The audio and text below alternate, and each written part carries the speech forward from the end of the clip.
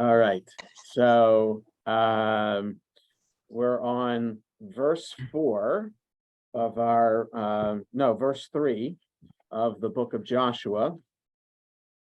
Baruch atah Adonai Eloheinu melech haolam shekidshanu b'mitzvotav v'tzivanu la'asok b'divrei Torah. So unlike Torah, Lori is coming in. So let's just let her get situated. Okay. All right. So I just said the bracha. Did I just say the bracha? Yes. And we're on verse 3 of Joshua, and I was about to say that unlike the Torah, I think we can we will get through these verses faster than Torah verses. So okay. So I was going to read 3 through 9.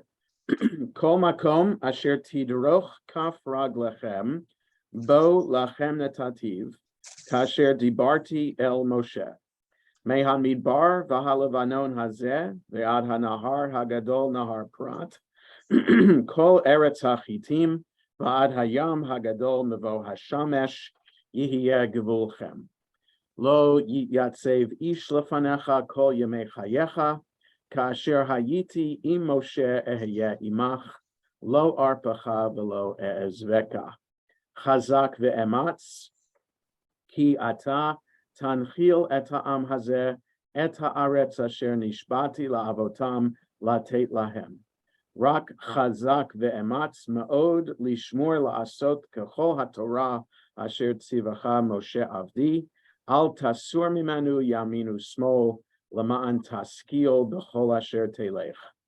Lo yamush sefer haTorah hazeh mipicha v'hagita bo yomam v'layla lama'an tishmor la'asot kechol hakatuv bo ki az tatzliach et derachecha v'az taskil. Halot tziviticha chazak ve'ematz al ta'arotz ve'al techat ki imcha Adonai Elohecha b'chol asher telech. Every place that the sole of your foot shall tread upon, to you have I given it, as I spoke unto Moses. From the wilderness and this Lebanon, even unto the great river, the river Euphrates, all the land of the Hittites, and unto the great sea toward the going down of the sun, shall be your border. There shall not any man be able to stand before thee all the days of thy life. As I was with Moses, so I will be with thee. I will not fail thee, nor forsake thee.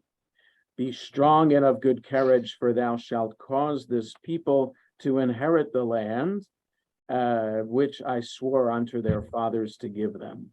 Only be strong and very courageous, to observe to do according to all the law which Moses my servant commanded thee. Turn not from it to the right hand or to the left, that thou mayest have good success whithersoever thou goest. This book of the law shall not depart out of thy mouth, but thou shalt meditate therein day and night, that thou mayest observe to do according to all that is written therein. For then thou shalt make thy ways prosperous, and then thou shalt have good success. Have not I commanded thee? Be strong and of good courage, be not affrighted, neither be thou dismayed, for the Lord thy God is with thee, whithersoever thou goest.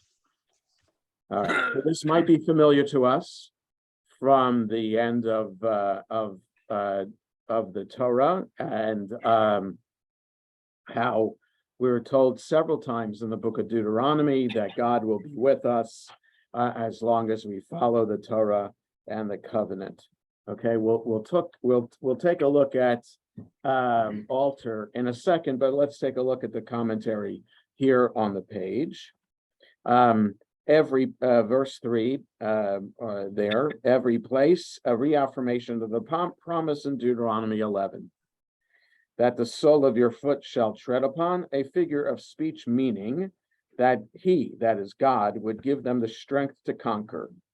That's from Kimchi, in actual fact, the land had to be won by hard fighting. Right. So as long as you're going to be fighting, but the fighting will be the battles, you'll be victorious in battle, so that wherever you walk will be yours. The wilderness of Sin at the southeast corner of Canaan. So verse 4 is kind of laying out the boundaries. This Lebanon, this fixed the northern boundary. It is a mountain range, so called from its snow-capped peaks. Hebrew, Lavan, white. All right, that's interesting that Lebanon could be Semitically, from Semitic language, that's the origin of Lebanon. The rabbis, citing Jeremiah 22, see in it an allusion to the temple, which whitened through atonement the sins of Israel. So the Lebanon then, according to these commentaries, wouldn't be Lebanon, the country or the region, but rather the temple in Jerusalem. So it's maybe an allusion, according to the Sifrei, that Lebanon is an allusion to the temple in Jerusalem. From where the people stood, it was visible in the distance, hence this Lebanon. So, you really, from where they're standing, which is the same place that they were standing when Moses died, they're across the Jordan River from Jericho. You really can't see Lebanon from there. Even on the clearest of days today, you can't see that far. Could you see the Mediterranean from there? Well, maybe if you're on top of a mountain, maybe if all of Israel were on top of Mount Nebo, perhaps they could see the Mediterranean from there. But I'm not really sure they can, because you got the Judean mountains in the way. So I'm not sure. I know that in Jerusalem, in some places in Jerusalem, you can see the Dead Sea from there. So if you can see the Dead Sea, you can see the mountains of Jordan from Jerusalem. But if you turn around in Jerusalem, you can't see the Mediterranean from Jerusalem. So it's just, it's just fantasy. Like theoretically, you could see all this. Yes, Deborah. Well, it's interesting because I think it's a Psalm for Shabbat that says like a tree, strong like a tree in Lebanon. The cedar of Lebanon, yes. Yeah, and I always wondered why it said that, because Lebanon was a country we're not real friendly with. But before that, in time of the rabbis. This explains it. This kind of. In the time of the rabbis, the borders were kind of fluid. Yeah. And so with all of the territory around the land of Israel, it was all, in the time of the rabbis, it was all Roman. So the Jews, all the inhabitants of the Roman Empire, were free to travel all around. So they knew about the cedars of Lebanon. And also in the Bible, in the book of Kings, when the temple was built, the cedars of Lebanon were brought in to build the temple. So King Solomon had a relationship with the king of that area, King Hiram, and arranged for timber from the Lebanon area to come with workers to build. So the people knew about the land of Lebanon, and the author of Psalms knew about those. It's like the redwoods, from the redwood forest to the Gulf Stream waters. So the redwoods of California are like the cedars of Lebanon, are the equivalent in the Middle East to the redwoods of California. They're the tallest trees around. Okay, so the river Euphrates, the ideal and furthermost eastern boundary, it was reached in the days of Solomon. Yeah, so for just a short time did we get to the Euphrates, and the Euphrates is in Syria today, northeast of Damascus. So it was only in later David's, early Solomon's time that the nation of Israel ever reached that far. Quickly, the boundaries receded back closer to Israel. So there are those, though, let's say in the 6-Day War and the Yom Kippur War, who may have advocated in Israel, keep on going. They are our enemy, and better at any other country that wages war against another country. If they win territory, they don't have to give it back, and it's safe. Then it's safe for it gives more territory to protect the state of Israel. There are those who are advocating that they should go to Damascus, but the powers that be, the political leaders of Israel, chose not to go to Damascus. They thought that better the enemy you know than the anarchy you don't know. Because Israel was, even though it looked like it was about to lose at the beginning of the Yom Kippur War, we remember that they, after a while, turned the tide, obviously, and they got very close to Damascus. Okay, all the land of the Hittites. The Hittites are the only tribe mentioned, right? As opposed to the seven, the Girgashites, the Ammonites, Perizzites, etc., Jebusites, all those. The Hittites are the only tribe mentioned as the most powerful and therefore the representative of all the 7 tribes. The territory which they occupied in Canaan was only a small portion of a great empire. The Hittite Empire proper lay between the Euphrates and the Orontes in north and northeast Syria. I was going to say, I just looked ahead in Alter, and the Hittite Empire is really based in Asia Minor, what is Turkey today. So I would say Alter says northwest Syria and Turkey. So is that Robinson's Arch Robinson? I don't know, and I wonder if it says in the beginning who he's referring to. Let me just see.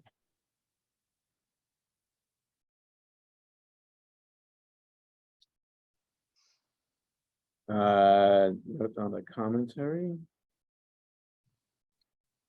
So it doesn't say here at the beginning of the book, and authorities quoted. That's on 321. At 322, Robinson E, archaeologist, or Robinson H. Wheeler, Christian Hebraist.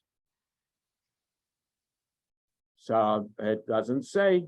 Oh, the regular Robinson. Yeah, okay. Otherwise, it would be Robinson E that he would quote. So Robinson, without any first initial, is the Christian Hebraist who wrote this commentary on the book of Joshua that he's quoting. Okay. So is it the other Robinson? The other Robinson is Robinson's Arch, yes. The Arch. Thank you. Yes. I'm almost positive that's who it is.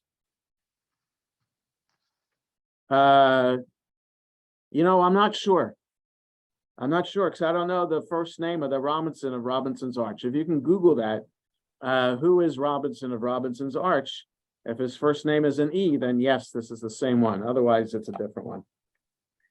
Okay. The Great Sea, the Mediterranean, the western boundary. The Great Sea, that is the whole eastern flank of the Great Sea, from its southeastern to its northeastern corner, shall be the western boundary of the land.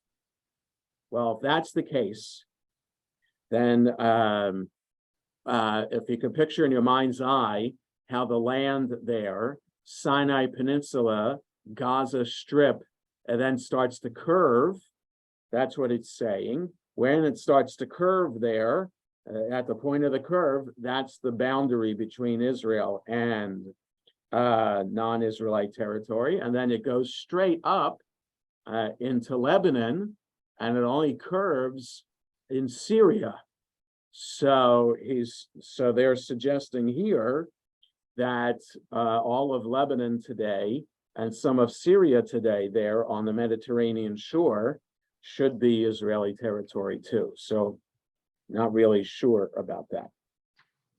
Did you find anything best about Robinson?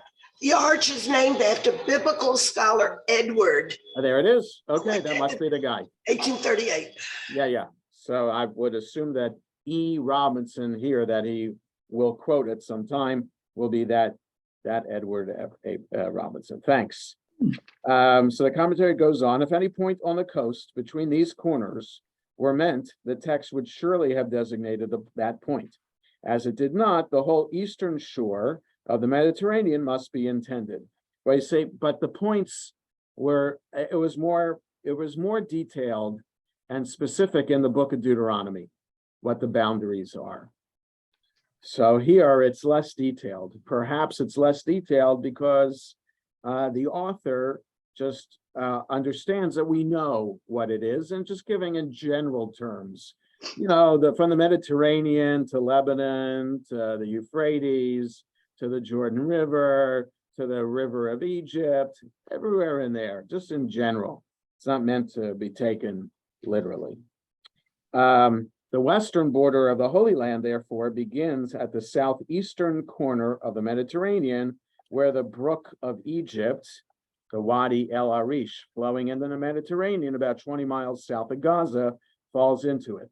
Hence, it runs northward, passing Mount Carmel, Tyre, Zidon, or Sidon in Hebrew, the Lebanons, unto the northwestern border of the Bay of Alexandretta, from S.H. Isaacs. For a more detailed account of these boundaries, see Numbers 24, 3-12. That's the specific boundaries I was thinking of. Okay, most scholars agree that this Wadi El Arish, just south of the Gaza Strip, is what the Torah is talking about when it says the river of Egypt shall be your border in the future. So vast a territory far exceeded their needs at the time. This verse is a repetition of the promises made to Abraham in Genesis 15 and Moses in Exodus 23. All right, so here in Joshua, just reiterating that covenantal promise. Verse 5 in the commentary, as I was with Moses, so I will be with thee. Both were charged with a tremendous task for which divine aid was imperative.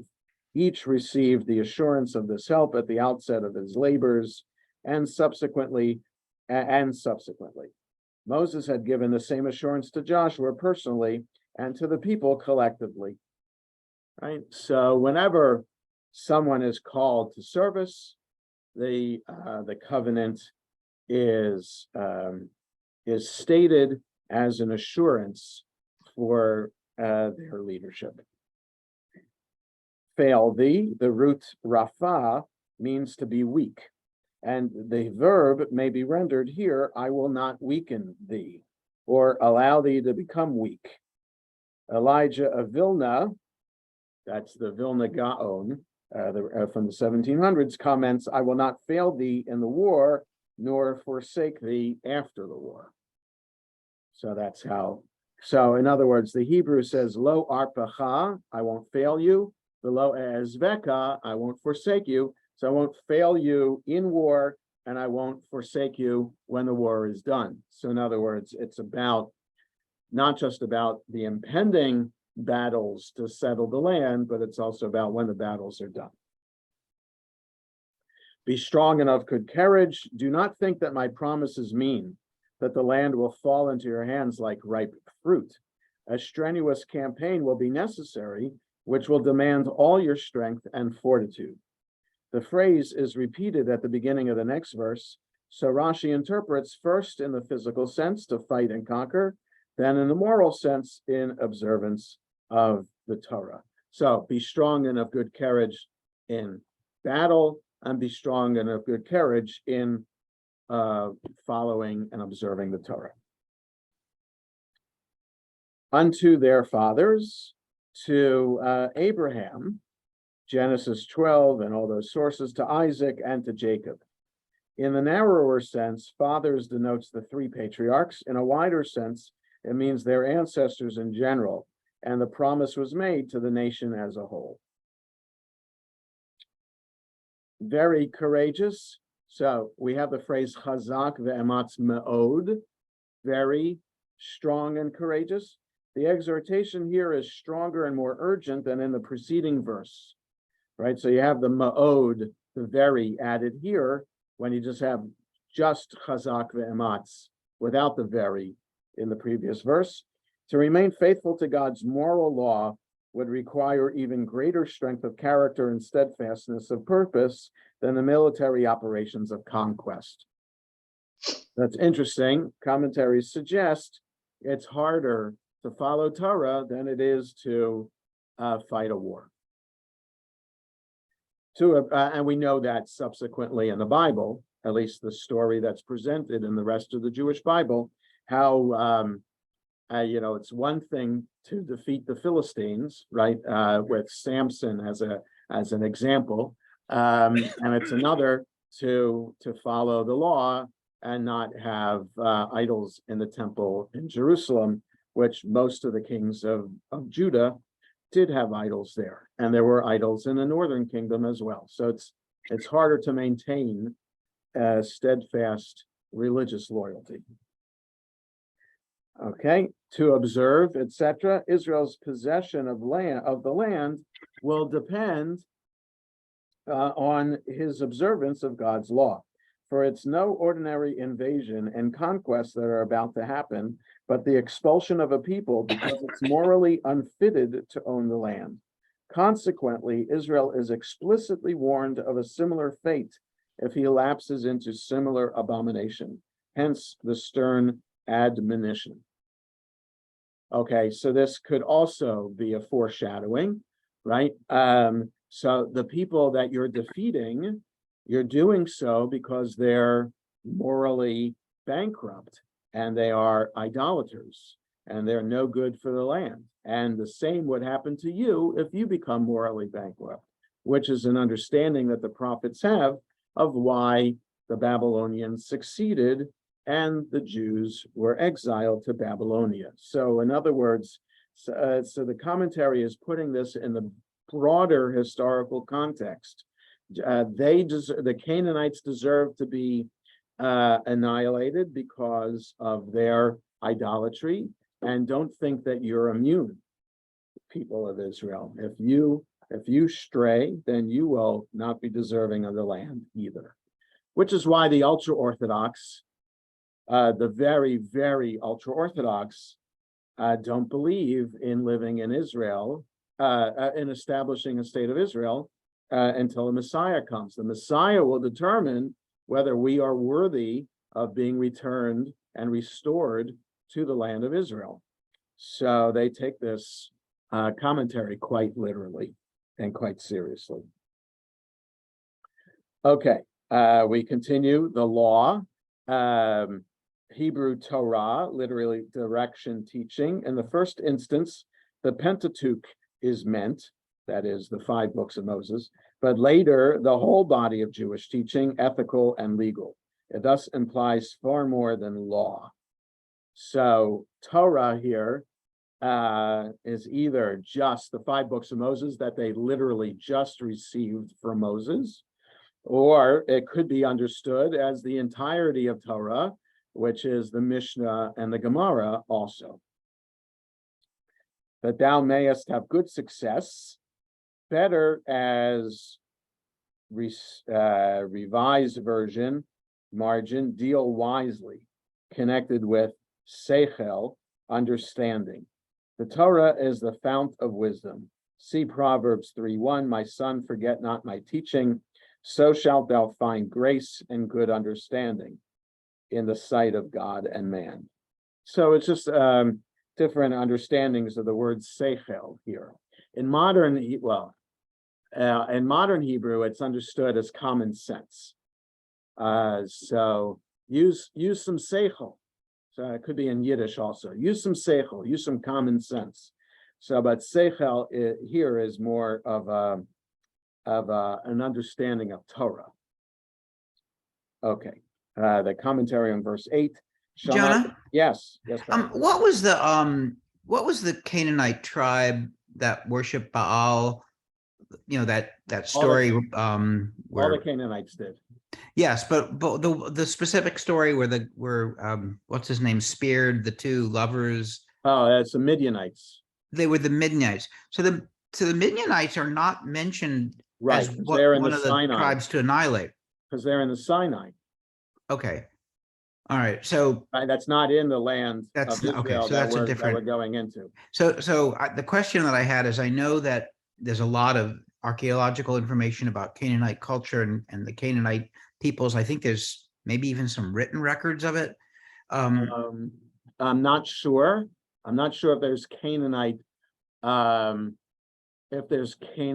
archaeology written records that have been found. I'm not sure about Okay, that. I'll have to look maybe, it up. yeah, I remember Yeah. we were at one of the museums in Philadelphia and they had a whole thing on the Canaanite culture.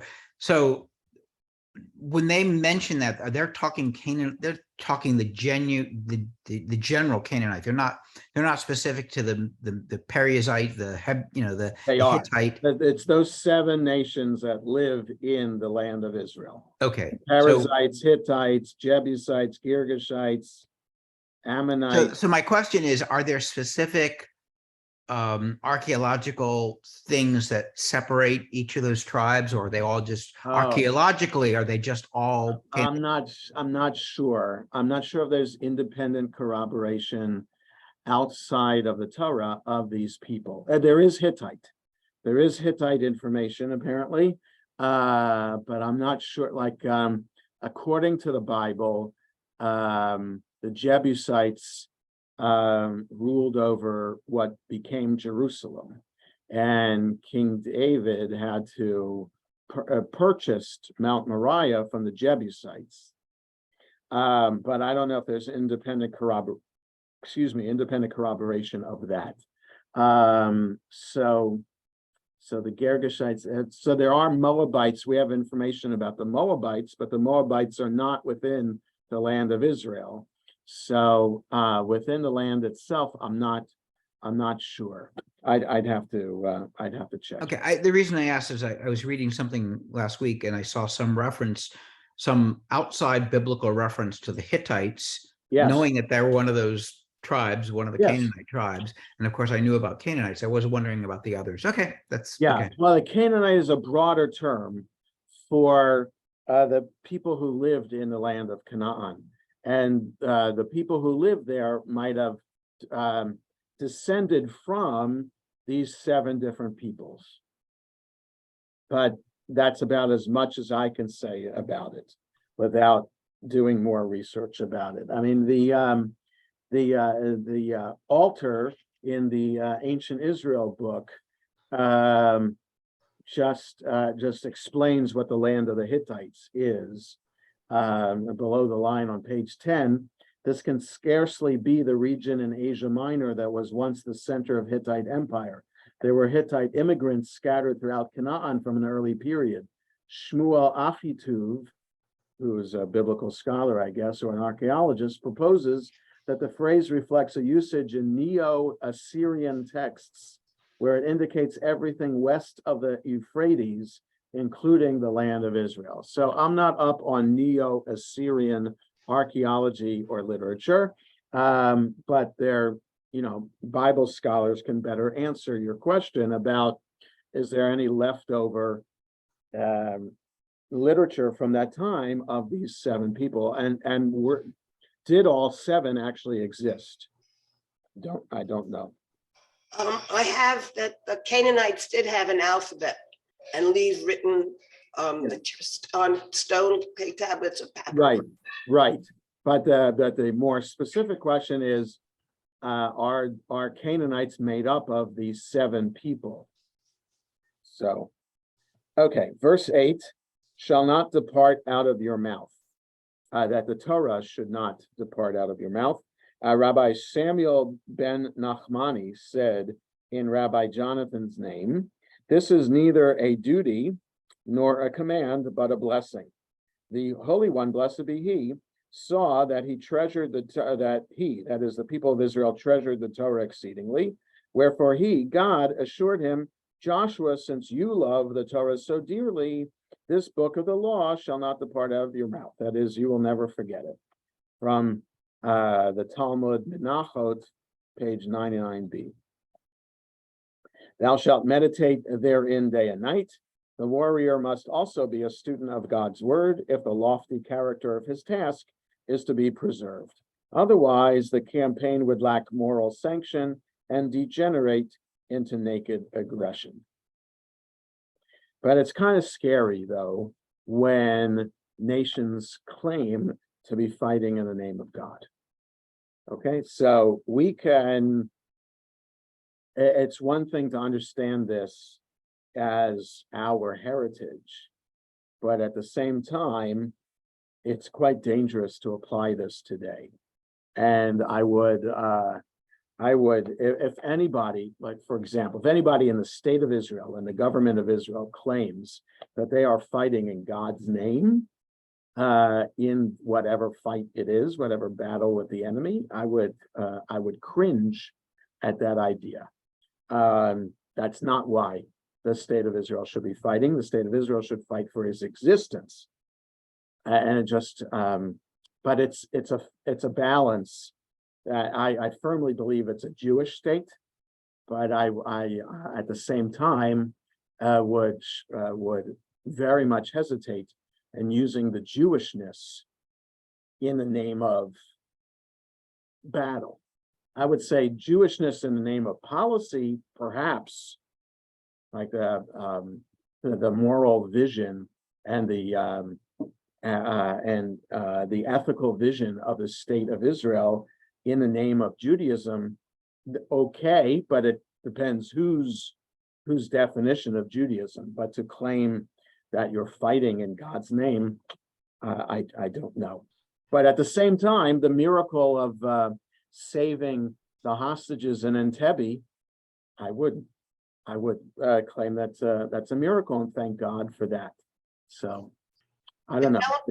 Don't both sides before a battle pray to their God? They used to, yes. You don't Right. think it still happens? Yeah, sure. There are plenty of pictures of Israeli soldiers davening before with talis and tefillin before going into battle. But sure, and there is a time that we would incorporate the prayer for Israeli soldiers in our service, and in Israel itself, they add that every Shabbat to the service. So yeah. So I'm just saying it's a fine line, and I just think I'd be very careful about claiming battle in the name of God. That's all. But that's just my modern sensibilities as opposed to my rabbinic, biblical or rabbinic sensibilities. Okay. Thou shalt make thy ways prosperous. This indicates that success depended upon himself. He could ensure it by faithful adherence to the Torah. And have I not commanded thee on an earlier occasion recorded in Deuteronomy 31? Okay, so there's not much aside from what I read in Alter about the Hittites to add to this. And I think, let's see if we can read the rest of the chapter. Yeah, verses 10 through 18. Vayetzav Yehoshua et shotrei ha'am lemor. Ivru bekerev hamachaneh ve'tzavu et ha'am lemor. Hachinu lachem tzeda ki ba'od shloshet yamim atem ovrim et hayarden hazeh lavo lareshet et haaretz asher Adonai Elohechem noten lachem lerishta. V'la Reuveni, v'la Gadi, v'la Chatzi Shevet HaMenashe, Amar Yehoshua Lemor, Zachor et hadavar, Asher tziva etchem Moshe Eved Adonai Lemor. Adonai Elohechem meniach lachem v'natan lachem et haaretz azot. Neshechem tapchem umiknechem yeshvu ba'aretz asher natan lachem Moshe be'ever hayarden. Va'atem ta'avru chamushim lifnei achechem kol giborei hachayil va'azartem otam. Ad asher yaniach Adonai la'achechem kachem v'yarshu gam hema et haaretz asher Adonai Elohechem noten lahem. V'shavtem le'eretz Yerushatchem, v'yirishtem ota asher natan lachem Moshe Eved Adonai, be'ever hayarden mizrach hashamesh.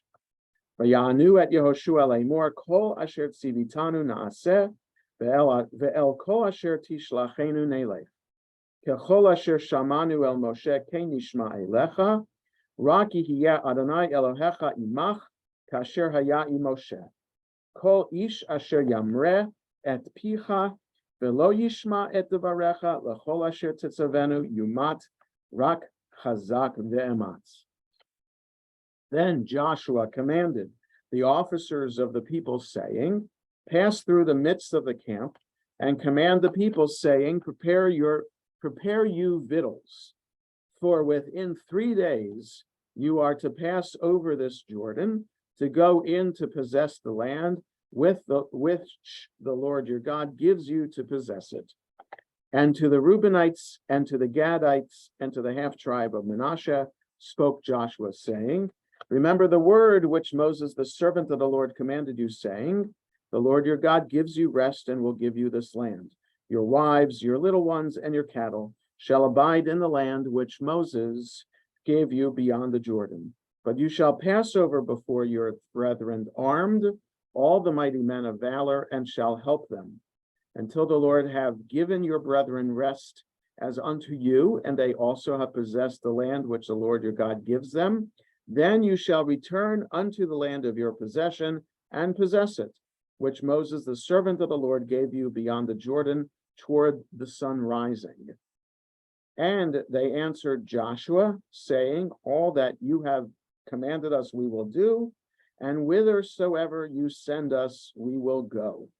According as we hearkened unto Moses in all things, so will we hearken unto you. Only the Lord your God be with you, as God was with Moses. Whosoever he be that shall rebel against your commandment, and shall not hearken unto your words in all that you command him, he shall be put to death. Only be strong and of good courage.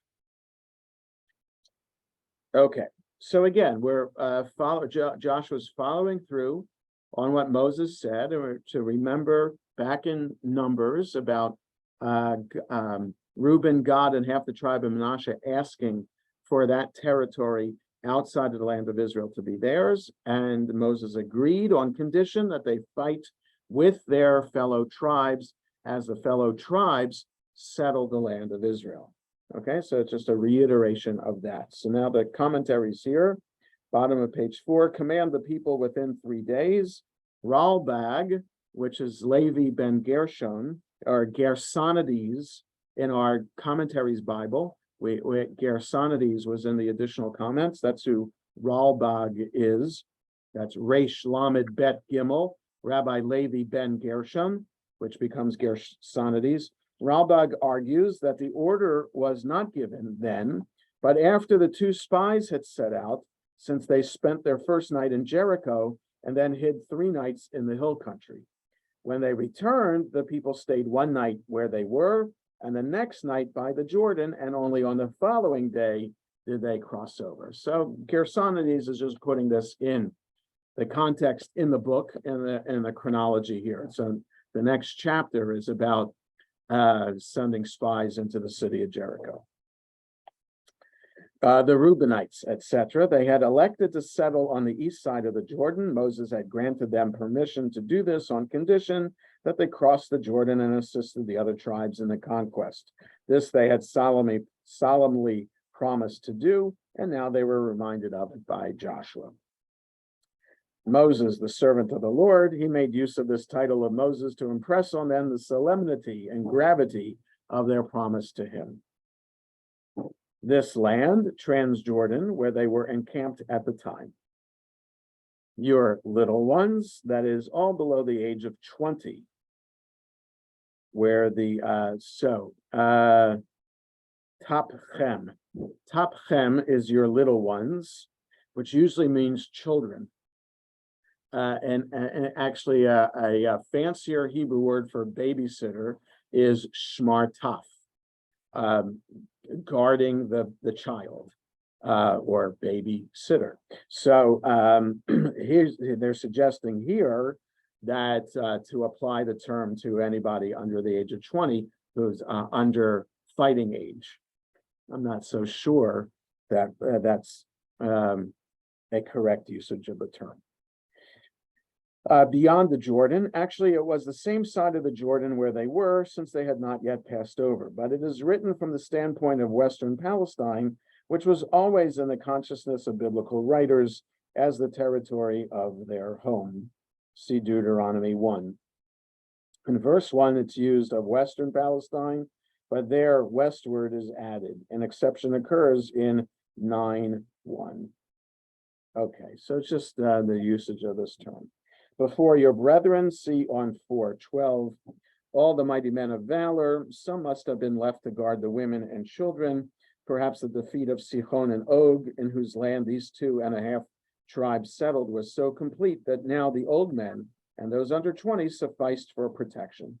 But see on 4:13 for another explanation. In other words, once we'll see later in the book, in a couple of chapters, how Reuben, Gad, and half of Manasseh followed through. How old is the old man? Above the age of battle. So that'd be 50. Or 50 and above. According as we hearken unto Moses in all things, in spite of the people's frequent murmurings against Moses and Aaron, on the whole, their authority had been unquestioned. There were nevertheless exceptions, as in the revolt of Korach and his associates. He shall be put to death, a harsh decree, but necessary in the critical circumstances, right? Everybody needs to be on board, and if they're not, then our life is threatened, and therefore they put their lives at risk if they disobey. I'm just looking at altar. Arrayed for combat, verse 14, the word hamushim, which is translated in our, let's see, just a second. Hamushim, mighty men of valor, armed, brethren armed. So here it says arrayed for combat on page 11. The Hebrew chamushim appears to derive from the word for 5, and it has been plausibly explained as referring to a battle formation with troops on all 4 sides and a unit of fighting men inside the rectangle. In modern Hebrew, it means armed. So why 5 is attached to armed? Perhaps it's how the battle formation was arranged. Okay. There's really nothing else. Okay, so here's how altar completes it on page 12.